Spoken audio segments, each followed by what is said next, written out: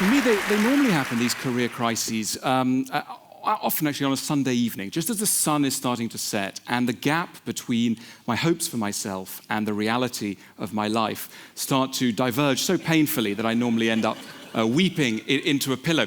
I'm mentioning all this because I think this is not merely a personal problem. You may think I'm wrong in this, but I think that we live in an age when our lives are regularly punctuated by career crises, by moments when what we thought we knew about our lives, about our careers, comes into contact with a threatening sort of reality. It's perhaps easier now than ever before to make a good living. It's perhaps harder than ever before to stay calm, to be free of career anxiety. And I want to look now, if I may, at some of the reasons why we might be feeling anxiety about our careers, why we might be victims of these career crises as we're weeping softly into our pillows.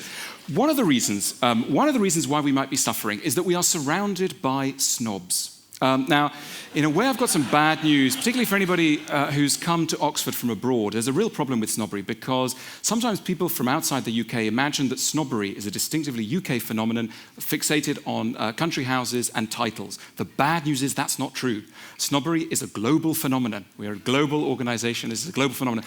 It exists. What is a snob? A snob is anybody who takes a small part of you and uses that to come to a complete vision of who you are. That is snobbery. And the dominant kind of snobbery that exists nowadays is job snobbery. You encounter it within minutes at a party when you get asked that famous, iconic question of the early 21st century, what do you do? And according to how you answer that question, people are either incredibly delighted to see you or look at their watch and make their excuses. Now, the opposite of a snob is your mother. Not necessarily your mother, or indeed mine, but as it were the ideal mother. Somebody who doesn't care about your achievements. But unfortunately, most people are not our mothers. Most people make a strict correlation between how much time, and if you like, love, not romantic love, though that may be something, but love in general, respect, they are willing to accord us. That will be strictly defined by our position in the social hierarchy. And that's a lot of the reason why we care so much about our careers, and indeed start caring so much about material goods. You know, we're often told that we live in very materialistic times, that we're all greedy people. I don't think we are particularly materialistic. I think we live in a society which has simply pegged certain emotional rewards to the acquisition of material goods. It's not the material goods we want, it's the rewards we want. And that's a new way of looking at luxury goods. The next time you see somebody driving a Ferrari, don't think this is somebody who's greedy. Think this is somebody who's incredibly vulnerable and in need of love. In other words, feel sympathy rather than contempt. There are other reasons. There are other reasons why it's perhaps harder now to feel calm than ever before. One of these, and it's paradoxical because it's linked to something that's rather nice, is the hope we all have for our careers. Never before have expectations been so high about what human beings can achieve with their lifespan. We're told from many sources that anyone can achieve anything. We've done away with the caste system. We are now in a system where anyone can rise to any position they please, and it's a beautiful idea. Along with that has come a spirit of equality. We're all basically equal. There are no strictly defined hierarchies. There's one really big problem with this, and that problem is envy. Envy, it's a real taboo to mention envy, but if there's one dominant emotion in modern society, that is envy, and it's linked to the spirit of equality. Let me explain. I think it would be very unusual for anyone here or anyone watching to be envious of the Queen of England. Even though she's much richer than any of you are, and she's got a very large house, the reason why we don't envy her is because she's too weird. She's simply too strange. We can't relate to her. She speaks in a funny way. She comes from a sort of odd place. So we can't relate to her. And when you can't relate to somebody, you don't envy them. The closer two people are in age, in background, in the process of identification, the more there's a danger of envy, which is incidentally why none of you should ever go to a school reunion, because there is no stronger reference point than people one was at school with. But the problem generally of modern society is that it turns the whole world into a school. Everybody's wearing jeans, everybody's the same, and yet they're not. So there's a spirit of equality equality combined with deep inequalities, which can make for a very stressful situation. It's probably as unlikely that you would nowadays become as rich and famous as Bill Gates as it was unlikely in the 17th century that you would accede to the ranks of the French aristocracy. But the point is, it doesn't feel that way. It's made to feel by magazines and other media outlets that if you've got energy, a few bright ideas about technology, a garage, you too could start a major thing. And the consequences of this problem make themselves felt in bookshops. When you go to a large bookshop and look at the self-help sections, as I sometimes do, if you analyze self-help books that are produced in the world today, there are basically two kinds. The first kind tells you, you can do it, you can make it, anything's possible. And the other kind tell you how to cope with what we politely call low self-esteem, or impolitely call feeling very bad about yourself. There's a real correlation between a society that tells people that they can do anything and the existence of low self-esteem. So that's another way in which something that's quite positive can have a nasty kickback. There's another reason why we might be feeling more anxious about our careers, about our status in the world today than ever before. And it's again linked to something nice. And that nice thing is called meritocracy. Now, everybody, all politicians on left and right, agree that meritocracy is a great thing, and we should all be trying to make our societies really, really meritocratic.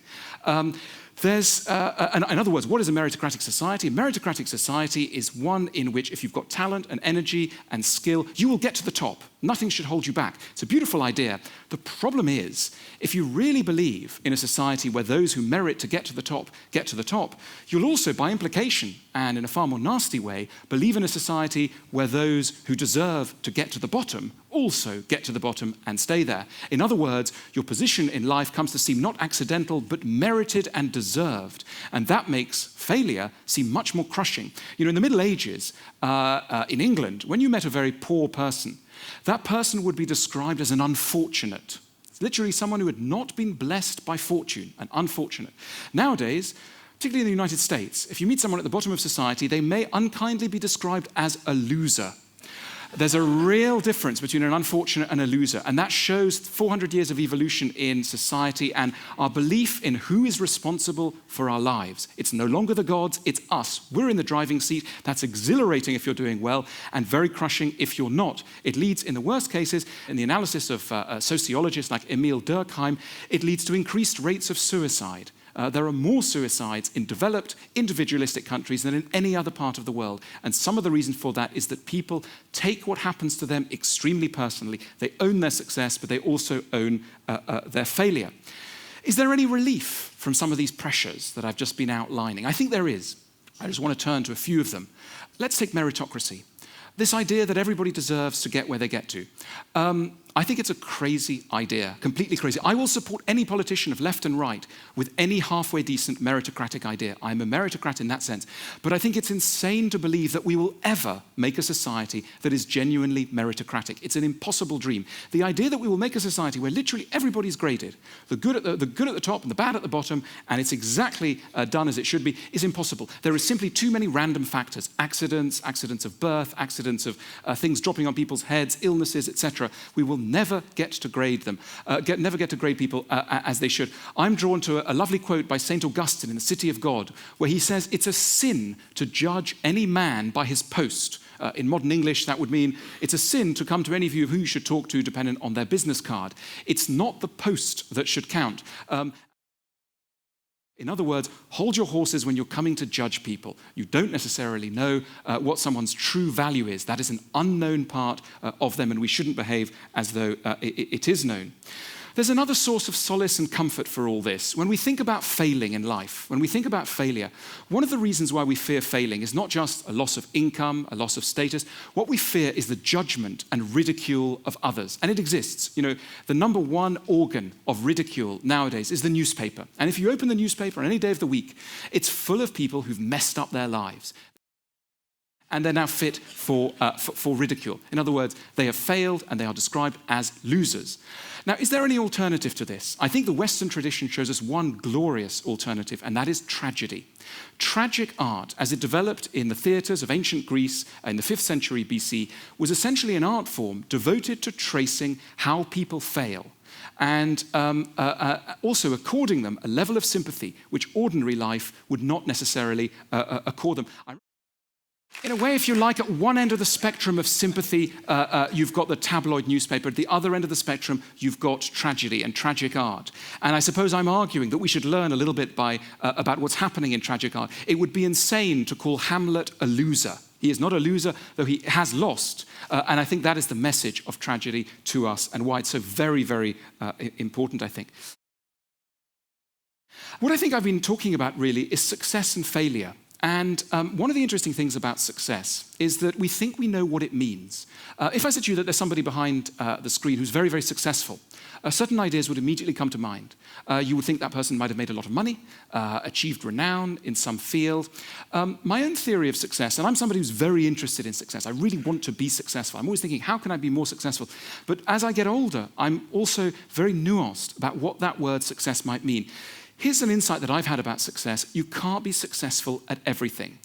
We hear a lot about talk about work-life balance nonsense. You can't have it all. You can't. So any vision of success has to admit what it's losing out on, where the element of loss is. And I think any wise life will accept, as I say, that there's going to be an element where we're not succeeding. And the thing about a successful life is that a lot of the time our ideas of what it would mean to live successfully are not our own. They're sucked in from other people, chiefly if you're a man, your father, and if you're a woman, your mother. Psychoanalysis has been drumming home this message for about 80 years. No one's quite listening hard enough, but I very much believe that that's true. And we also suck in messages from everything from the television to advertising to marketing, etc. These are hugely powerful forces that define what we want and how we view ourselves. When we're told that banking is a very respectable profession, a lot of us want to go into banking. When banking is no longer so respectable, we lose interest in banking. We are highly open to suggestion. So what I want to argue for is not that we should give up on our ideas of success, but we should make sure that they are our own. We should focus in on our ideas and make sure that we own them, that we are truly the authors of our own ambitions. Because it's bad enough not getting what you want, but it's even worse to have an idea of what it is you want and find out at the end of the journey that it isn't in fact what you wanted all along. So I'm going to end it there, but what I really want to stress is, by all means, success, yes, but let's accept the strangeness of some of our ideas. Let's probe away at our notions of success. Let's make sure our ideas of success are truly our own. Thank you very much.